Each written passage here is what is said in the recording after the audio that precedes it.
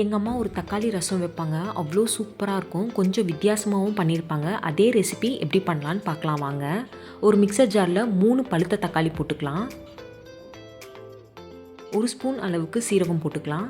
1 spoon அளவுக்கு மிளகு போட்டுக்கோங்க. கொஞ்சோண்டு தனியா போட்டுக்கலாம்.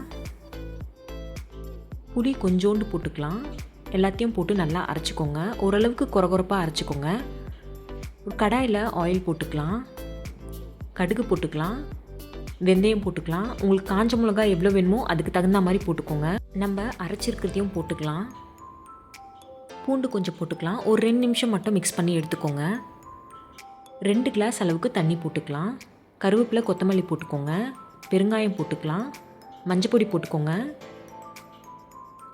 பெப்பர் உங்களுக்கு தகுந்த மாதிரி போட்டுக்கோங்க. தேவையான அளவுக்கு சால்ட் போட்டுக்கோங்க.